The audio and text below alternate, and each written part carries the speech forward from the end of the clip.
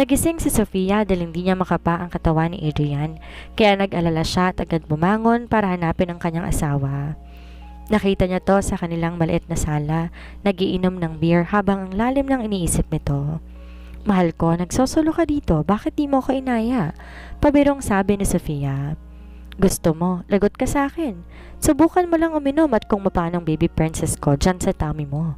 Kunwaring galit na sabi ni Adrian at sinenyasan ng kanyang asawa na tumabi sa kanya. Joke lang, hindi ko yun gagawin. Ba't parang ang lalim ng iniisip mo dyan? Nagtatakang tanong ni Sofia kay Adrian. Nag-aalala kasi ako para sa inyo ng mga anak ko. Mahal ko, alam ko, iba magalit si Cassandra at gagawin niyang lahat makaganti lang sa atin. Nag-aalalang sabi ni Adrian sa kanyang asawa at tumungga muna ng beer. Huwag mo nang masyadong isipin yun. Hindi naman kami pababayaan ng Diyos at palagi ka rin nasa tabi namin kaya safe kami. Pagpapalakas ng loob na sabi ni Sofia sa kanyang asawa. Hindi mo kilala si Cassandra, love. Kaya niya tayong sirain o saktan. Nandiyan ang kanyang daddy para sundin ang mga gusto niya. Pag-aalala pa rin sabi ni Adrian at hinawakan ng mga kamay ni Sofia. Ano bang dapat natin gawin? Wala naman tayong ginagawang masama, di ba? Bakit kailangan tayo pang mag-ingat? Naiiyak na sabi ni Sofia. Dahil sa akin. Pasensya ka na, Sofia. Malungkot na sabi ni Adrian at yumakap na lang kay Sofia para pakalmahin ang kanyang asawa. Tingin mo, anong gagawin natin para maiwasan na lamang sila? Ayoko din ng gulo. Ang gusto ko, tahimik lang buhay kasama kayong pamilya ko. Malungkot na sabi ni Sofia. Ano kaya kung doon na lang muna kayo sa transient house natin sa Baguio o Sagada? Walang nakakaalam na sa akin yon at sa iyo na nakapangalan. Suggestion ni Adrian. Pwede naman, pero paano ang trabaho mo? Tanong ni Sofia na naguguluhan. Pwede naman every 3 days doon ako uuwi para di nila malaman na nandoon kayo. Sigurado ko hindi kayo titigilan ni Cassandra at ayokong may mangyayaring masama sa inyo. Aayusin ko lahat ng problema ko sa kumpanya. Inaalam ko kung sino ba talagang nagnanakaw ng pera kaya lalong nalulugi ang aming kumpanya. Seryosong sabi ni Adrian. Sige, kailan kami lilipat doon para maayos kong transfer documents si Xander? Malungkot na tanong ni Sofia dahil alam niyang malulungkot si Xander sa paglipat nila. Bukas, asikasuhin mo na agad dahil alam na ni Cassandra ang apartment ninyo. Sige, kakausapin ko rin ng best friend kong si Elena kung gusto niya bang sumama sa atin. Saan ni Sofia? Mas mabuti nga para may makasama ka doon at mapanatag ang loob ko. Nakangiti nang sabi ni Adrian. Kailangan ba na ilihim ko kay Dr. Leandro? Seryosong tanong ni Sofia. Sa ngayon, mahal ko, oo. Kailangan mo munang ilihim sa kanya.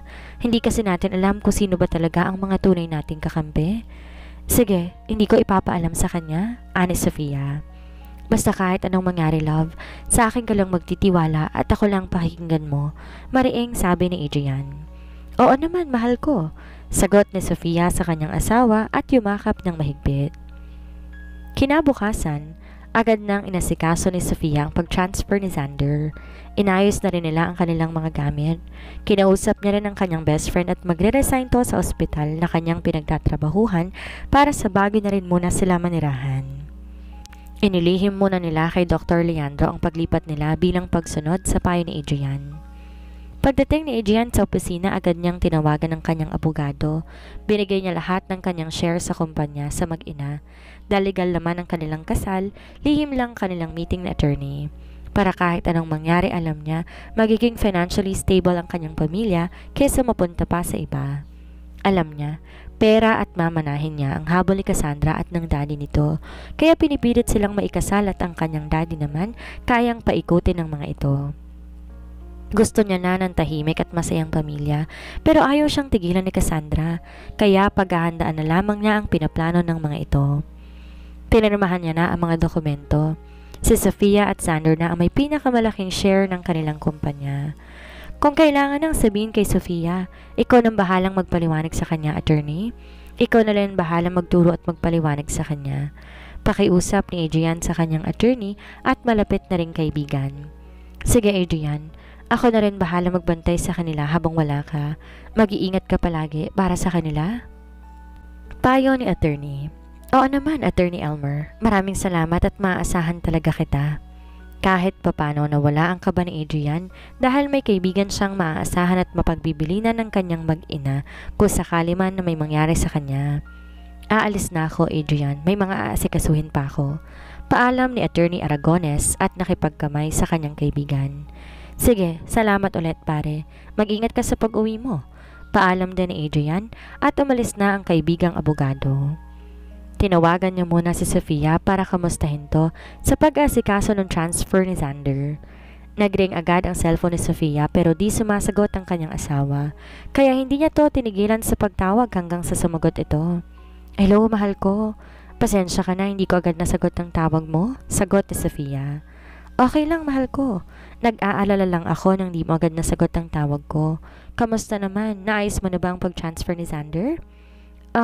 Oo Adrian, naayos ko ng lahat. Medyo nalungkot lang teachers na malapit sa ating anak. Malungkot din nasabi ni Sofia kay Adrian.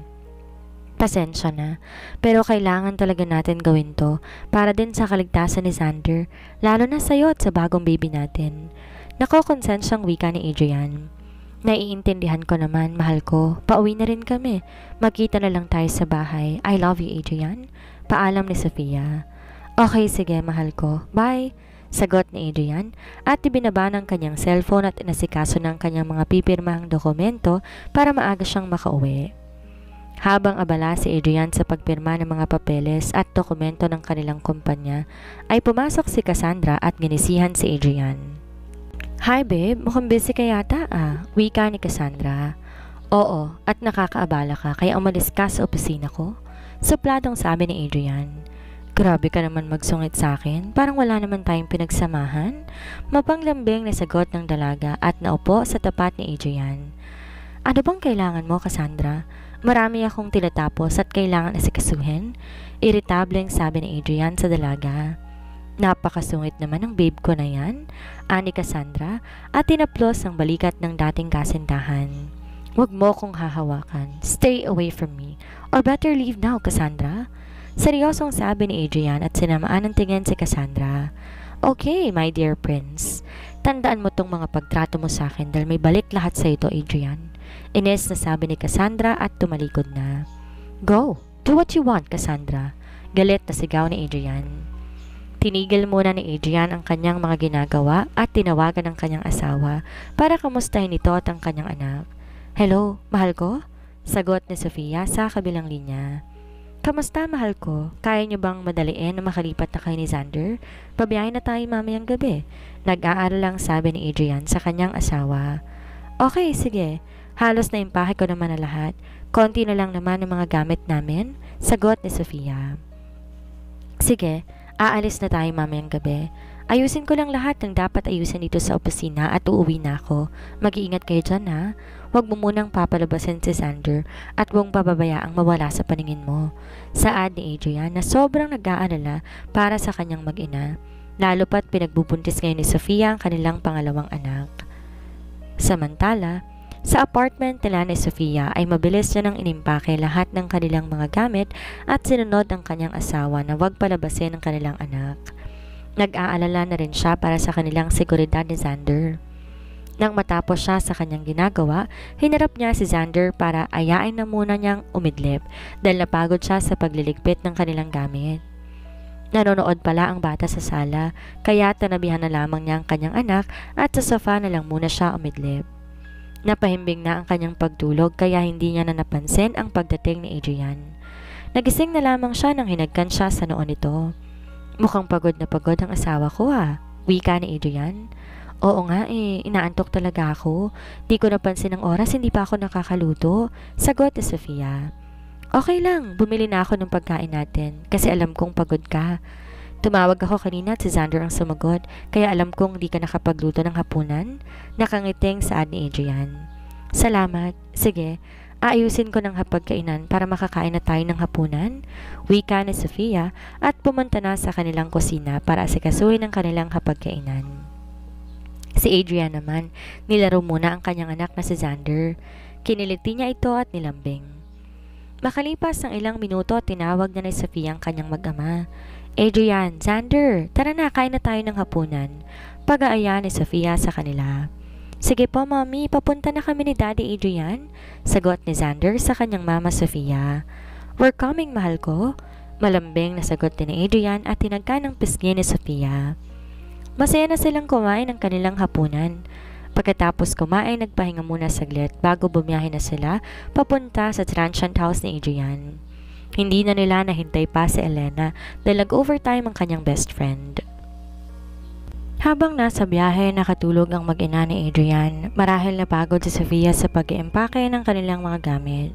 Dito muna siya magstay ng 3 days habang ayusin din niya ang magiging negosyo nila ni Sofia doon. Maglalagay siya ng coffee shop sa tabi ng transient house nila. Sa Sagada naman ay ang magiging pangalawang branch nito na magiging katabi din ng kanilang transient house doon. Magstay siya dito every 2 to 3 days para makapiling ang kanyang pamilya.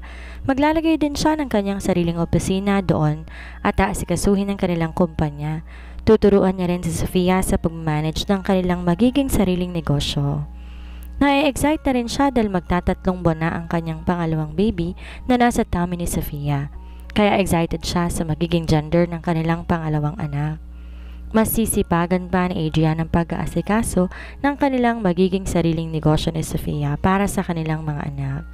Nag-hire na rin siya ng mga empleyado na makakatuwang ng kanyang asawa sa pagmamanage ng coffee shop nila dahil hindi pwedeng mapagod at ma-stress si Sofia. Sa pangalawang branch naman ng kanilang coffee shop na nakabase sa Sagada ay si Elena na best friend ni Sofia ang mamamahala doon. Magdadalawang buwan na at natapos na ang kanilang paghahanda sa kanilang coffee shop. Excited na si Adrian at dahil dalawa silang naghirap at nagpagod para magawa ang coffee shop. Gusto talaga ni Adrian ay pangalan sa kanyang asawa ang coffee shop nila. Babalik muna siya sa Maynila para asikasuhin din ang kanilang mga negosyo at kamustahin ang kanyang daddy Arturo na hanggang ngayon hindi pa rin siya tinitigilan sa pakiusap nito na ipakasal siya kay Cassandra para mag-merge ang kumpanya nila sa kasosyo nito.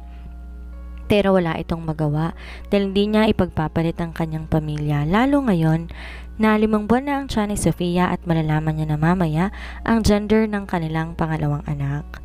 May pa-gender reveal sila bukas kasabay ng opening ng kanilang coffee shop. Kaya minamadali niya ang pagpirma ng ilang mga dokumento at asikaso sa mga aberya ng kanilang kumpanya. Nagbabasa siya ng mga dokumento nang pumasok ang kanyang ama. Iho, anak, mabutit nandito ka at nakita na tayo. Iniiwasan mo ba ako? Galit na sabi ni Don Arturo. Bakit naman po kita iiwasan, Dad? May mga inaasikaso lang po ako. Kamusta? Kukulitin niyo rin po ba ako? O sisirain niyo na naman ang araw ko? Iritableng tanong ni Adrian. Yes, iho. Hindi ako magsasawang kulitin ka. Napakasalan mo na si Cassandra para mag-merge na ang mga kumpanya natin at matapos ako sa pangulit ko sa'yo. Sagot ni Don Arturo kay Adrian. Kahit ano pang gawin niyo, Dad, hindi ko papakasalan si Cassandra. Kahit patanggalan niyo pa ako ng mana. Seryosong sagot ni Adrian sa ama at napahawak na lamang sa sentido. Wala ka na ba talagang kahihiyan o pagmamahal sa akin bilang ama mo, Adrian? Mahal kita, Dad, bilang ama. Sana mahal mo din ako bilang anak mo. Sana maunawaan mo ako sa mga desisyon ko sa buhay at kung saan ako masaya. Pakiusap na sabi ni Adrian. Mahal kita, anak. Kaya nga pinapagawa ko sa iyo ang makakabuti sa kinabukasan mo at sa kumpanya natin na mamanahin mo. Malungkot na sabi ni Don Arturo. Dad, masaya na ako na kay Sofia ang magiging anak pa namin. Kontento na ako sa kanila at lalong hindi sila kahihiyan. Hindi matutumbasan ng anumang yaman ng pamilya ko na meron ako ngayon na hindi ko naranasan sa inyo ni Mommy. Alam ko din na pinagkasundo lang kayo ng mga lolo't lola kaya huwag yun na pong ulitin sa akin, Dad. Malungkot na sagot ni Adrian. Anak, ang ganyang uri ng babae ay tulad ni Sofia, pera lang din ang habol sa'yo. Katulad lang din siya ng iba. Mababang uri, pera lang at ambisyosa. Kapag tinanggalan kita ng mana, wala ka nang mamanahin. Hindi ka na yan pagtsatsagaan at iiwan ka na din yan. Alam natin pareho na hindi totoo yan, Daddy. Kahit ikaw, nakilala mong asawa ko, hindi siya ganong babae. Walang makakapigil sa pagmamahal ko sa kanya, Dad, dahil siya ang kayamanan ko at nagbibigay kulay sa buhay ko. Pagmamalaki ni Adrian sa kanyang ama. Hindi ko alam kung anong ginawa niya dahil nahihibang ka sa kanya. Pag wala ka ng pera, iiwan ka din ng babaeng yan. Tandaan mo yan, Adrian. Nakangising sabi ni Don Arturo sa anak at lumabas na sa opisina nito. Hindi totoo yan, Dad, at ako ang magpapatunay sa'yo. Sagot ni Adrian sa ama at yumuko na lamang. Nang makaalis na ang kanyang ama, ay naisipan na lamang niyang bumiyahe ng maaga pauwi sa Baguio para mapaghandaan ang opening ng kanilang coffee shop. Nasa parking lot siya na makasalubong niya si Cassandra. "Hello babe, it's nice to see you here." Pagbati ni Cassandra sa binata at aktong hahagan si Adrian pero agad itong umiwas. "Don't touch me and don't ever call me babe," supladong sabi ni Adrian sa dating nobya at diretsyong nagtungo sa kanyang kotse. "I hate you, Adrian. I hate you," galit na sigaw ni Cassandra. Paano malalabanan ni Adrian at Sofia ang kanilang pagmamahalan? At dito na po nagtatapos ang kabanata ng ating kwento. Please like, share, and subscribe for more updates. Maraming salamat po.